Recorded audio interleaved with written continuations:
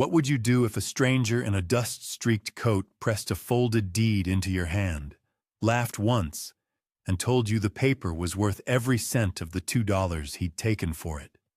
Thomas Brooks, 20 years old and freshly buried in the failures of a bad season, paid those $2 for the rights to a mining camp above Cinder Pass that had stood empty for 90 winters. Every soul in 3 valleys called it a waste of ink. But what waited under those weathered timber cabins, behind their locked stores and rusted hinges, would answer a question the mountain had been holding since before he was born. Settle in. Let us know where you're watching from. This story climbs slow, and it climbs true. He came into Cinder Pass on foot at the tail of a cold afternoon, leading a bay gelding named Old Row by a frayed rope halter. The wind off the ridges carried the smell of pine smoke and something older beneath it. Turned stone, iron gone to rust, the dry bones of a country that had forgotten how to feed a young man. Thomas walked with his head down and his hat pulled low, the brim shadowing a face too young to look as tired as it did. 3 months back, his father had gone under a kicking mule and never gotten up again. 2 months back, the note on the family patch had come due, and the bank in the Low Country had taken what the sickness and the burial had left. What Thomas carried into Cinder Pass fit inside a canvas roll behind Old Row's saddle. A wool blanket, a tin cup, his father's skinning knife, a Bible with the spine gone soft, and $41 folded twice in a leather billfold. He stood a long moment at the edge of the town's single street. Board fronts sagged into one another like old men leaning on a fence. A dog barked from under a porch, thought better of it, and went quiet. Somewhere behind the livery, a hammer struck iron once and stopped. Thomas did not know a single face in Cinder Pass. He had come because his father had once, in a fever near the end, spoken of the high camp above the pass and the men who had walked out of it and never walked back. It had not seemed like a plan at the time. It only seemed like the last direction he had been given. He tied Old Row at the trough outside the general store and went in to ask for work. There was no work. There was only a man behind the counter with a stained apron and a way of looking at a stranger as if measuring how quickly he might leave. Thomas asked after the freight trace that climbed up into the ridges. The man's mouth moved slow around a laugh he did not quite let out. "Land office 2 doors down," he said. "Ask Palmer." That was all. Palmer's office was a single room with a stove that was not lit and a ledger open across a scarred plank desk. Ridge Palmer was a broad man with a pale mustache and a gold ring on his little finger. He had the look of a man who kept warm in winter by other men's misfortunes. When Thomas explained what he was after, any patented claim above the pass, any old grant still on the books that the county would let go. Palmer leaned back in his chair and studied him the way a butcher studies a hog. "Boy," Palmer said, "you'll want a cheaper grave than that." "I've got money," Thomas said quietly. Palmer laughed then, short and dry. He pulled a drawer open and slapped a yellowed folio onto the desk. The paper inside was foxed at the edges, folded 4 ways, and stamped with a seal so faded it looked like a bruise. "Hollow Creek Camp," Palmer said. 90 years locked up. County took it back for taxes long before I was born. No man's touched the deed in 40. $2 gets you the papers, the cabins, the tools, and whatever the mountain hasn't eaten. $2 gets you the freezing to death that comes with it. He was still smiling when he said it. The smile was not kind. Thomas laid 2 silver dollars on the ledger without looking at them. Palmer's mustache twitched. He signed the transfer with a flourish that was mostly cruelty and pushed the deed across. "Compliments of Cinder Pass," Palmer said. "Try not to haunt us on the way down." Out in the street, Thomas stood in the failing light with the folded deed in his hand and read it slowly through twice. Hollow Creek Camp. Section markers he did not yet know how to follow. A hand-drawn map on the back so faded he had to tilt it to catch the ink. Somewhere behind him, he heard a woman laugh from a window. Not at him, perhaps, but close enough. A boy ran past in the mud and stared. Two men on the saloon porch watched him fold the paper into his coat and did not bother to lower their voices. $2 for a dead man's cabin, one of them said. "He'll be back down by Sunday," the other answered. "Or he won't come back at all." Thomas untied Old Row and led him toward the north end of the street, where the freight trace began its long, crooked climb into the pines. He did not look back at the porch. He did not answer the men. He only put one boot in front of the other and let the mountains start pulling him up out of the town that had already decided what he was. Would you have laid the $2 down? Would you have listened to the laughter and turned around? Or would you have believed the fever words of a dying father over the smiling clerk with the gold ring? If a story like this holds you, leave a word below. Tell us where you're listening from. And follow along so the next chapter finds you when it comes. Because what Thomas Brooks was climbing toward, 90 winters of dust and dry grass and locked doors, was already waiting for the first man patient enough to knock. He did not get far before the town spoke again. A man in a butcher's apron stepped out of a doorway with a bone-handled knife tucked in his belt and looked Thomas up and down as though measuring meat. "Boy," he said, "you buy that camp off Palmer?" Thomas nodded once. The butcher laughed through his nose.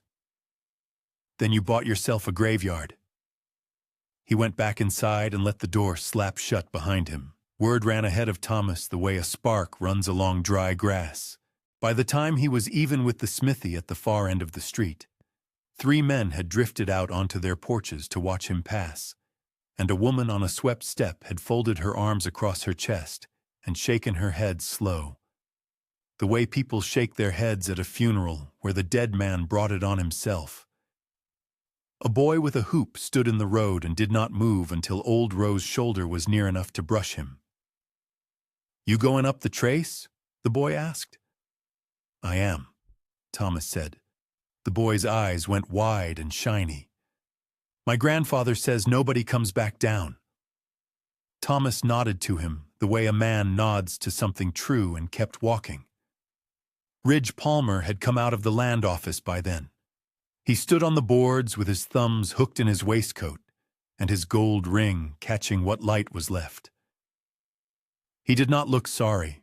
He looked pleased in the way certain men look pleased when a joke is spreading, and they are the ones who set it going.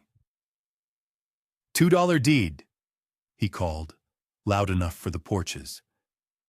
$2 deed and a bay horse. Boys, we ought to build him a monument." A ripple of laughter moved along the street.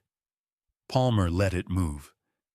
Then he stepped down into the mud and came alongside Thomas for a few paces, close enough that Thomas could smell the pomade in his mustache.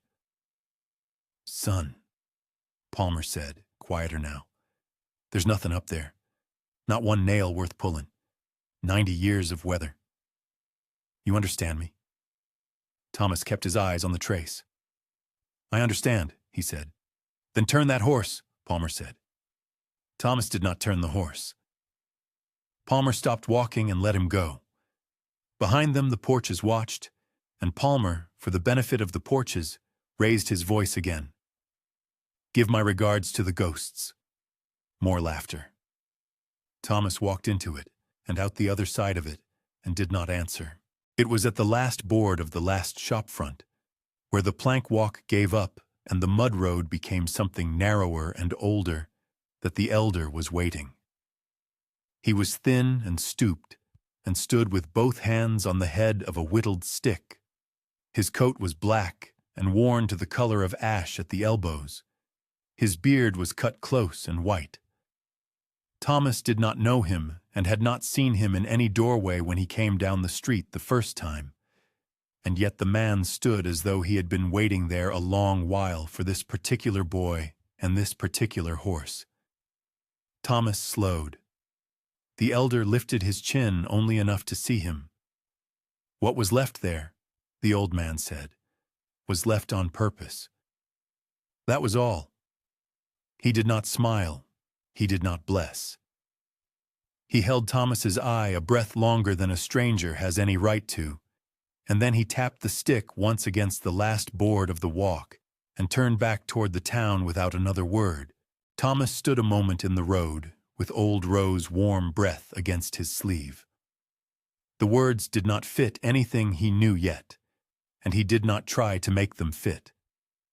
He only folded them somewhere behind his ribs where his father's fever words already lived, and then he clucked once to old Roe and started up the trace. The freight road climbed out of Cinder Pass through pines that had grown up in the wheel ruts of wagons 90 years gone. In places the ruts were still there, softened into shallow troughs floored with brown needles, and Thomas walked them because his boots knew what a road was even when the forest had half forgotten. The light thinned as he climbed. What had been a cold afternoon in town became a colder blue evening on the shoulder of the mountain, and the pines above him closed ranks and let only strips of sky through. Old Roe blew steam and did not complain. His shoes rang now and again on stone the frost had lifted up out of the dirt. A mile up, Thomas passed the wreck of a freight wagon lying on its side off the trace. Wheels gone, tongue rotted flush with the ground, iron banding still bright where the bark had grown around it. A mile above that, he passed a broken axle propped against a tree, as though someone had meant to come back for it, and had not. He did not stop. The trace bent east along a shoulder of scree, then north again through a saddle where the wind pushed at him with steady patience, and then it climbed one last set of switchbacks between rock walls furred with lichen, and at the top of the last bend the pines opened all at once and let him look down into a long, shallow bowl of dry grass and dark timber, and there it was. Hollow Creek Camp lay in the bowl the way a hand lies open. 6 cabins that he could count from the ridge, and the darker shapes of 2 more against the far tree line. A larger building at the center, low and long, with a stovepipe still standing crooked from its roof, a shaft house on the slope above, its head frame black against the last of the sky. Trail dust and dry grass over everything, so that from the ridge the camp looked less built than settled. A thing the mountain had lowered gently and then walked away from. Thomas came down into the bowl in the last of the light. He did not go to any door.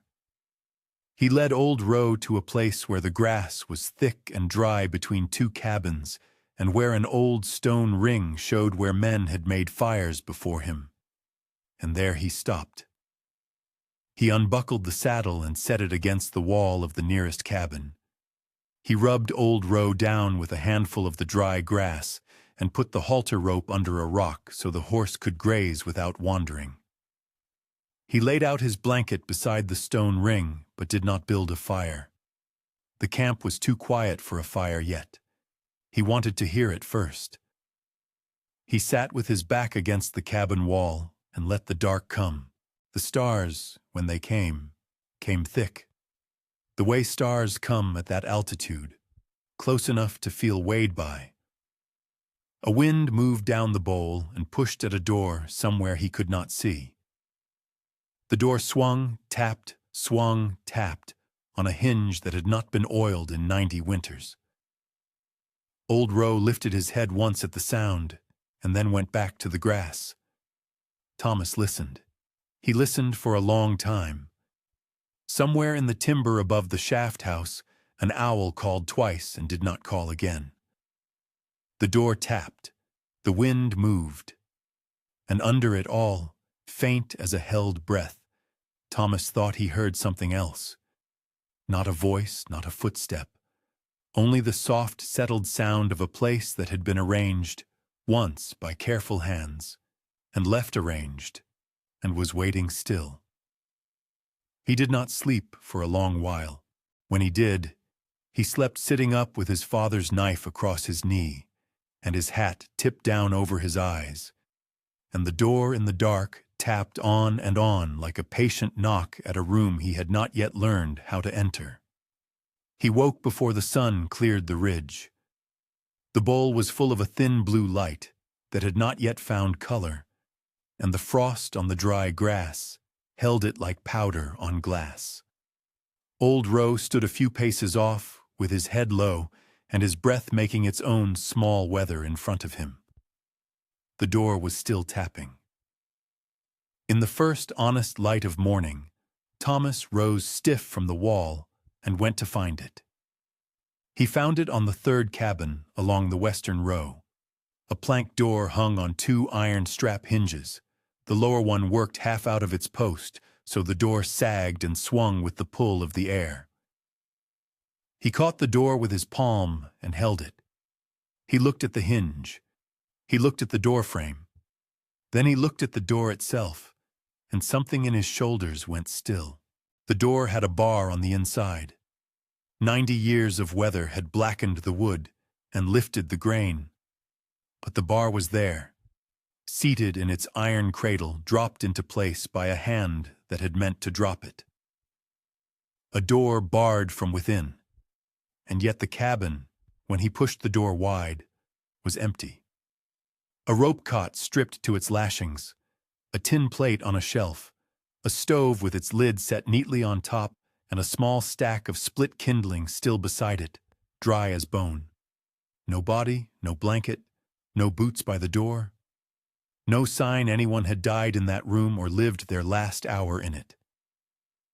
Only a barred door and an empty cabin and, on the floor beside the stove, a broom leaning against the wall as though the last thing done there had been a sweeping out. Thomas stood in the doorway and did not step in.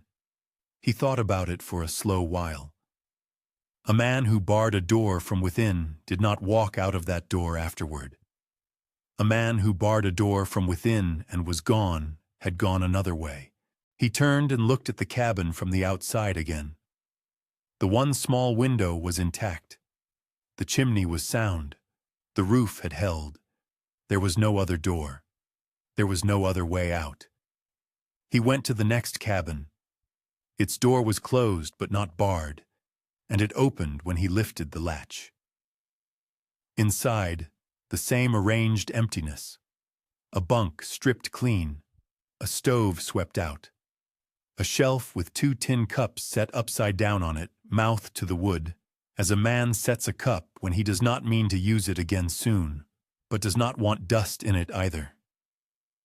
He went to the cabin after that, and to the one after that, and each was the same. Cold stoves lidded, shelves wiped, bunks stripped, no clothes, no tools left where a working man leaves tools, no last meal on any table. The camp had not been fled. The camp had been closed. That was the first thing that would not fit. He walked out into the bowl and stood with his hands loose at his sides. 90 winters. 90 winters, and the doors still hung. 90 winters, and the stovepipes still stood. Men who ran from a place did not sweep it first. Men who died in a place did not lie down outside their own cabins in tidy rows, so the wind could carry their bones off clean. He looked at the long, low building at the center, the cookhouse, he guessed, by the crooked stovepipe, and at the shaft house dark on the slope, and at the 2 cabins farther off against the tree line. And he understood with a small cold turn under his ribs that whatever the wise elder in the black coat had meant when he tapped his stick against the plank walk and said that what was left there was left on purpose. The man had not been speaking loosely. Thomas did not go into the cookhouse yet. He did not climb to the shaft house yet. He went back to the stone ring and to Old Row, and he put his hand on the horse's neck and stood there while the sun came finally over the eastern rim and laid its first warm line across the grass. He had noticed. He would not act on it yet. A thing arranged did not need to be hurried. He had come to live with the place before he asked anything of it. So he began, that morning, to work. He built his fire in the stone ring first, small and careful, of pine sticks he broke over his knee. He boiled water in his tin cup for want of a pot and drank it plain. Then he took stock. He walked the perimeter of the bowl with Old Row following loose behind him, the halter rope trailing, the horse cropping grass where the grass was good. He counted the cabins again in daylight, 6 along the western row, 2 set apart against the eastern timber, the cookhouse at the center. A smaller shed behind the cookhouse he took for a smokehouse, a stable with its roof half sagged at the north end, and above all of it, on the slope, the shaft house with its head frame gone silver in the sun. He chose the cabin nearest the stone ring for his own, and began with what his hands could do without asking permission of anything. He set the sagging hinge back into its post, with a stone for a hammer and a wedge of pine for a shim. He swept the floor with the broom he found leaning by the stove, the broom that had, he thought, been left there for exactly this reason, for the next man, whenever he came. He climbed onto the low roof and pressed the shingles back where the wind had lifted them and weighted the loose ones with river stones from the creek that ran thin and clear along the eastern edge of the bowl. He led Old Row to the stable and cleared a stall of 90 winters of pine needles and mouse leavings and packed straw down from a bale he found dry and untouched in the loft. Untouched. He stood a long moment in the loft with his hand on that bale and did not say what he was thinking. He worked through that first day and into the second and into the third. He did not hurry. He did not open anything locked. He did not pry any board. He fed Old Row from a sack of oats he had carried up in his roll and from the good grass of the bowl. And at night he cooked what little he had over the stone ring and slept now inside the cabin with the mended hinge, on the rope cot restrung with a length of cord from his saddle, under his one wool blanket. His hands blistered and then hardened. His shoulders ached and then quieted. The camp, as he worked in it, began to give up small things to him the way a shy animal gives up its trust. One at a time, and only to a man who is not reaching. On the second day he found, nailed low on the doorpost of the cookhouse where a man would have to bend to see it, a small square of tin stamped with a maker's mark, and, beneath the mark, a date scratched by a knife. 1834. 90 years, near enough, from the winter he stood in. He rubbed his thumb across the numbers and left them there. On the third day, hauling a fallen beam clear of the stable door, he saw that the beam was not a stable beam at all. It had been squared and mortised for something else, and one end of it bore, cut deep and clean, the same mark that had been stamped on the tin, a small hollow circle with a line struck through it. He set the beam aside and did not yet ask what it meant. His hands were beginning to know. His mind would follow in its own time. On the 4th morning, Thomas went to the cookhouse. He went at first light, because the light at first light comes low through a door and lays itself along a floor and shows what the eye at noon will miss. He unlatched the plank door. It was not locked, only held by a wooden turn-peg smoothed by weather, and stepped inside for the first time. The long, low room smelled of cold iron and old flour dust, and something faintly sweet under both, like resin. 2 rows of trestle tables ran the length of the room. The benches were pushed neatly under them. At the far end stood a cast-iron range with its lids on, and above it, a shelf of tin cups turned upside down in a straight line. Nothing had been overturned. Nothing had been carried out in a hurry. Along the north wall stood a plank counter, and beneath the counter, cut into the boards where a man could kneel and not be seen from the door, was a hatch.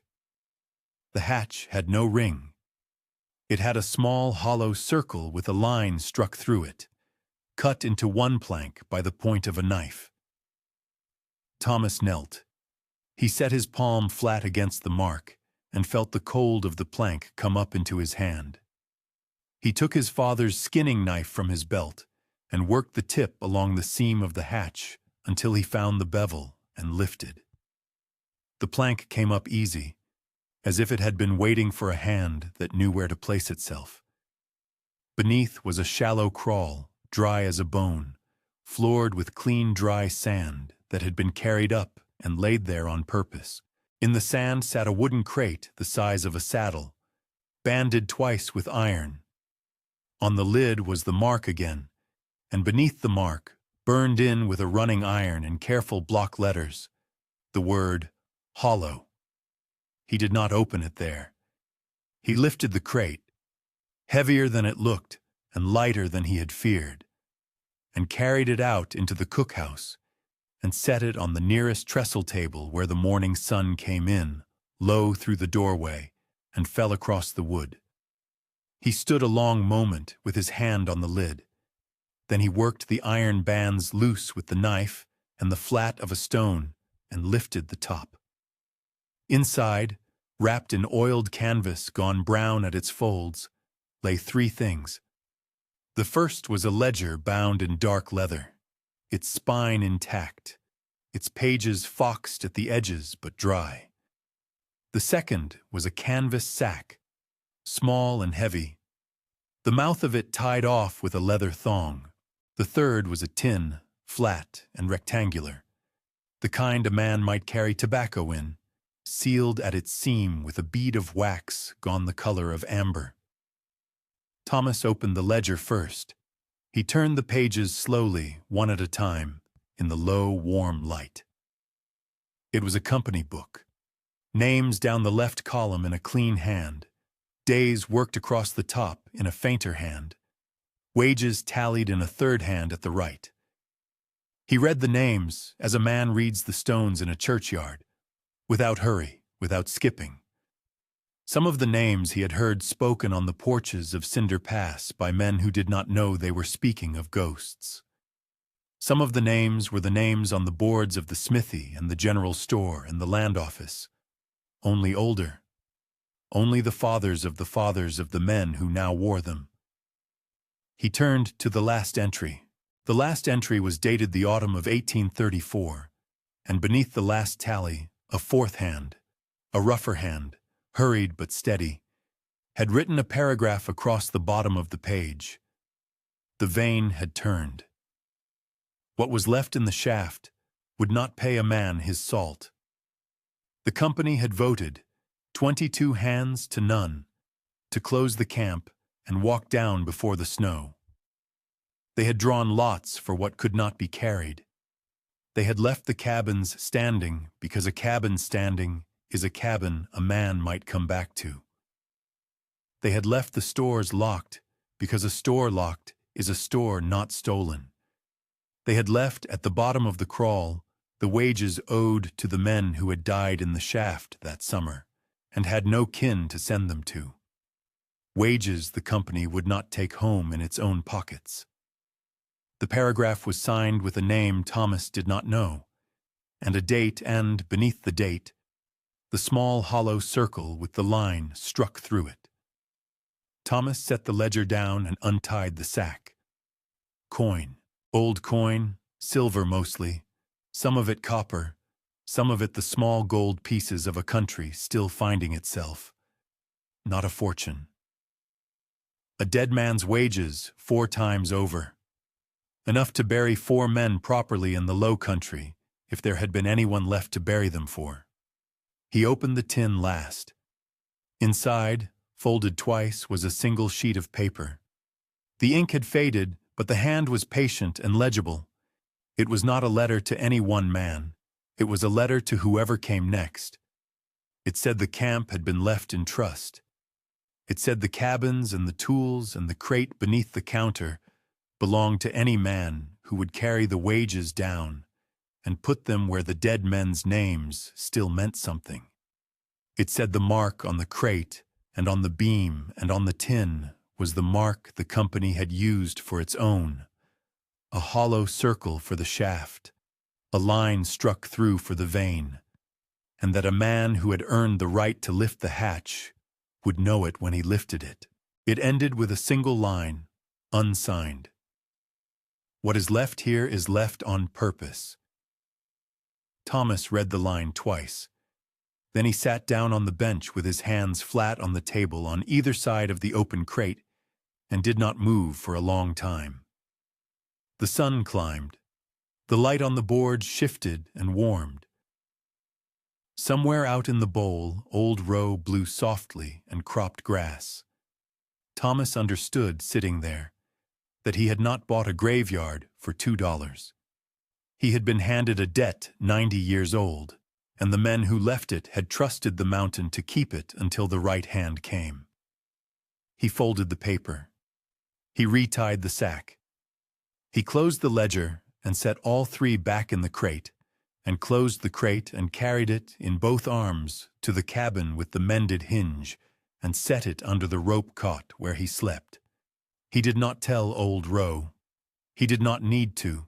That night he lay a long time awake in the dark, with his hand on the wood of the crate through the sag of the rope cot, and he made his private promise to the men whose names he had read, and to the man in the black coat who had tapped a stick once against a plank walk and told him a thing he had only that morning understood. The weather turned on the 6th night. It came the way weather comes in the high country in the last of autumn, without much warning and without much mercy. The wind that had moved down the bowl in an even breath all week thickened at dusk and began to shove. The sky above the shaft house went the color of wet slate, and then the color of iron, and then no color at all. By full dark, the first snow was in the air, dry and small and moving sideways. By midnight, it was moving in sheets.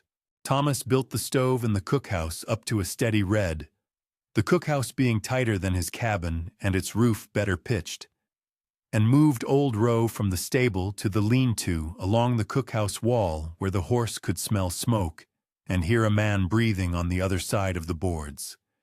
He carried the crate with him from the cabin to the cookhouse and set it beneath the counter where he had found it. He did not sleep. He fed the stove and listened to the wind take the loose shingle he had not yet weighted and worry it against a joist until it tore free and was gone. Toward the second hour of the storm he heard, under the wind, a sound that was not the wind. It came once and did not come again, and a lesser man might have set it down to a branch cracking under snow. Thomas set his cup down and went to the door and opened it a hand's breadth into the black and listened. It came again, thinner this time, from the direction of the trace. A voice. Not a call for help, a man too far gone for calling, but the sound a man makes when he is trying to breathe and walk at the same time in weather that will not let him do both. Thomas took the lantern down from its nail and lit it inside his coat, where the wind could not reach. He took the length of rope from Old Row's stall and tied one end to the doorpost of the cookhouse and paid the other end out behind him as he went. He walked into the storm with the lantern held low and the rope running back into the dark behind him, like a thread laid down by a man who intended to come home. He found them 40 paces out, a man on his knees in the snow with an arm around a boy of perhaps 9, and the boy already gone slack against the man's coat. The man had been trying to carry the boy and had not been able to. The man looked up into the lantern and did not speak. His beard was ice. His eyes were the eyes of a man who has understood, in the last quarter hour, that he was going to die in front of his son. Thomas said, Come with me." He took the boy up in both arms. The boy weighed nothing. He got the man to his feet with a hand under his elbow, and set the man's hand on the rope and told him to keep hold of it, and to put one foot after the other and not to stop. The man put his hand on the rope. Thomas walked ahead with the boy against his chest, and the lantern swinging low, and behind him the man came, hand over hand along the rope, one boot and then the other, saying nothing because he had nothing left to say a thing with. Inside the cookhouse, Thomas laid the boy on the trestle table nearest the stove and stripped the wet coat off him and wrapped him in his own wool blanket, and then in the oiled canvas from the crate. He put the man in a chair by the stove and pulled the man's boots off and set them where they would dry without warping, and put a tin cup of hot water in the man's 2 hands and closed the man's fingers around it for him because the man's fingers would not close on their own. He worked the boy's small blue hands between his own until color came back into them. The boy woke once, looked at the ceiling beams, said, "Papa," and slept again. The man began, slowly, to shake, which Thomas knew was a good sign and not a bad one, and Thomas fed the stove. Some time passed the worst of it, when the wind outside had settled from a shove to a steady press. The man found his voice. "You alone up here?" the man said. It was not a question. It was a thing said to see if it needed to be answered. "Yes," Thomas said. "We were making for the pass," the man said. "Sheep on the south slope. Storm came ahead of the map." "You're here now," Thomas said. The man looked at his son on the table under the blanket and the canvas, and looked at the stove, and looked at Thomas. "What is this place?" he said. Thomas thought about the ledger under the counter, and the names in it, and the mark on the beam, and the man in the black coat, and the $2 on Ridge Palmer's ledger, and his father in a fever speaking of the high camp above the pass. "A camp," Thomas said. "It was left standing on purpose." The man did not ask him what he meant. The man closed his eyes and held the cup and let the heat of it come up into his face. And outside the storm went on doing what storms do in the high country in the last of autumn.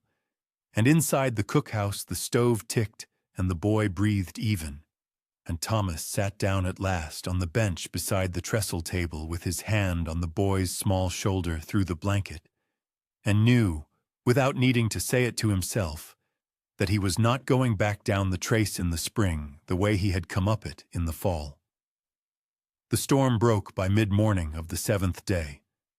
The wind that had shoved all night settled into a thin, steady breath off the ridges, and the sun came up on a bowl gone white and soft-edged, the cabins hooded in fresh snow, the stovepipes drawing straight blue lines into a sky washed clean.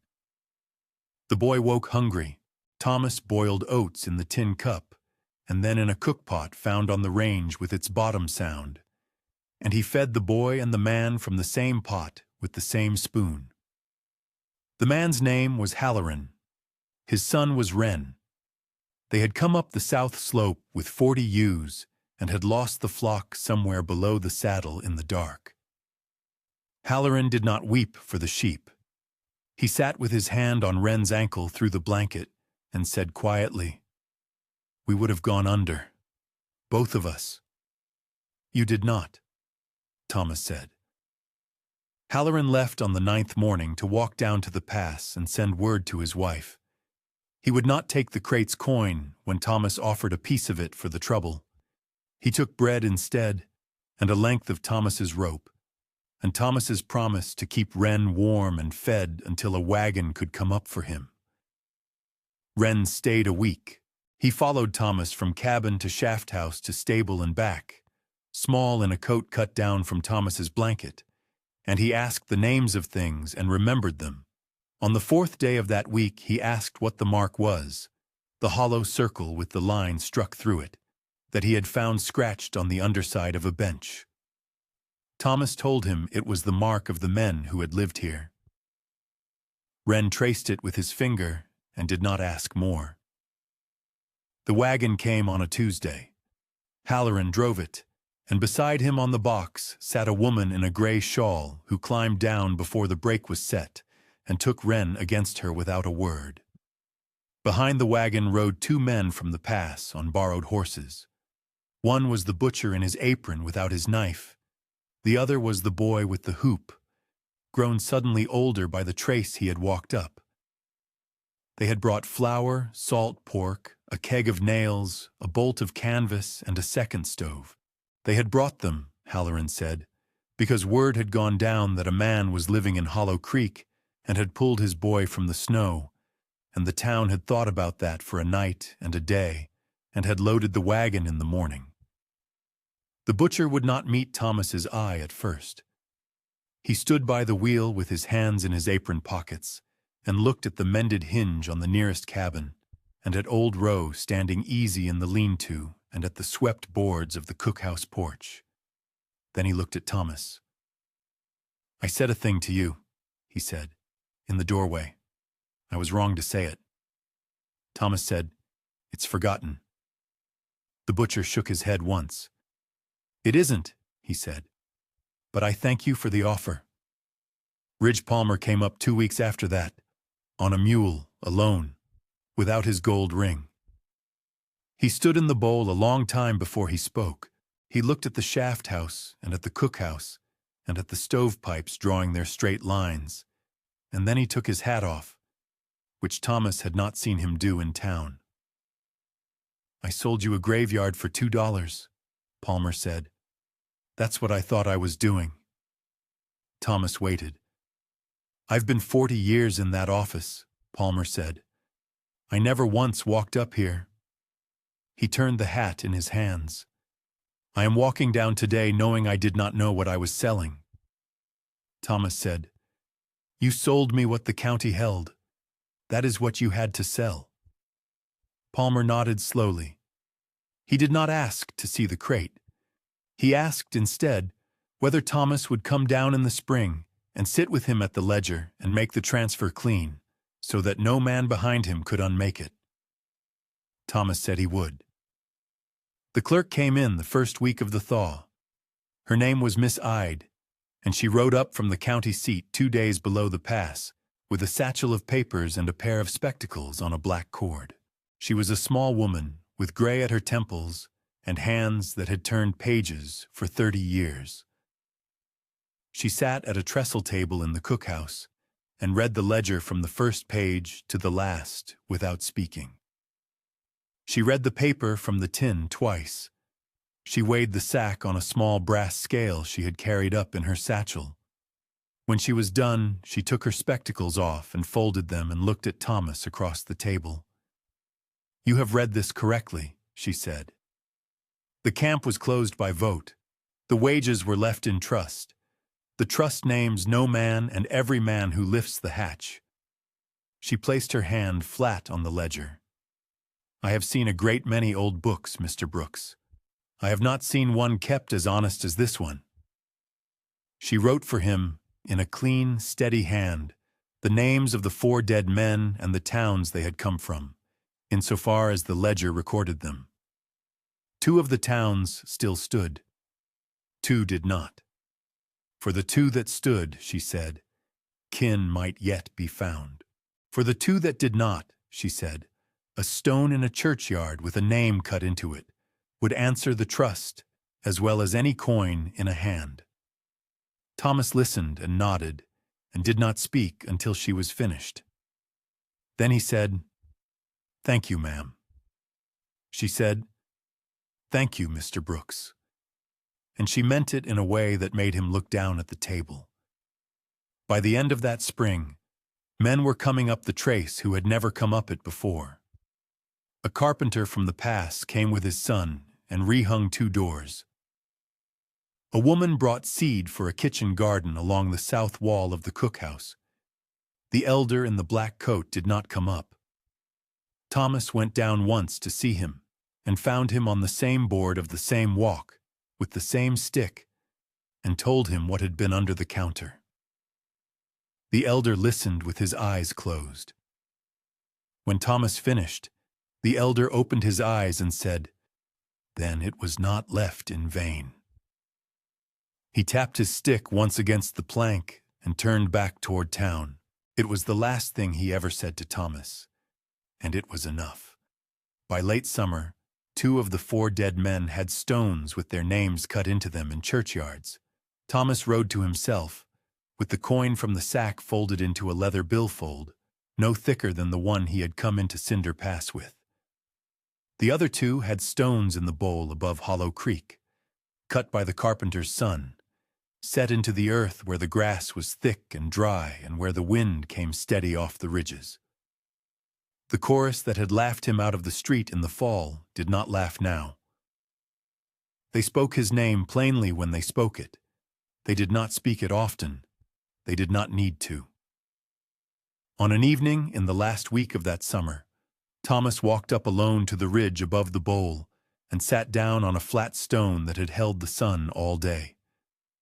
The light was going amber over the western timber and laying long, soft shadows behind every cabin and every stovepipe and every stone.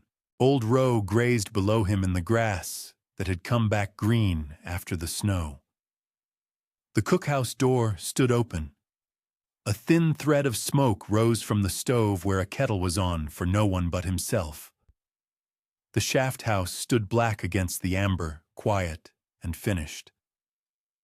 From where Thomas sat, he could see the 2 stones in the bowl and the mended hinges and the swept boards and the garden along the south wall going to seed for next year. He thought of his father in a fever speaking of the high camp above the pass, and of the 2 silver dollars on Ridge Palmer's ledger, and of the butcher in the doorway, and of the boy with the hoop who was now a man on a borrowed horse, and of Wren tracing the hollow circle under a bench with his finger. He thought of the paper in the tin and the line at the end of it. He did not think the line to himself as he had first read it. He thought it the way it had come to be true. He said it aloud, once, to the amber light, and to Old Roe, and to no one else. "I did not buy a camp," he said. "I was left one to keep." The wind moved through the grass and did not answer, and did not need to. Thomas sat until the amber went to blue, and the first stars came thick over the ridge, and then he walked down through his own long shadow to the cookhouse where the kettle was steaming, and he closed the door behind him against the cool of the evening, and the lantern light showed warm through the small square window for a long time after. Thank you for staying to the end of this one, for walking the trace with a quiet young man who paid $2 for a graveyard and found a debt worth keeping. If a story about patience, stewardship, and a promise honored 90 winters late spoke to you, leave a like, tell us in the comments where you're watching from, and subscribe so the next tale finds you when the lantern is lit. There's another trail waiting, and we will meet you on it.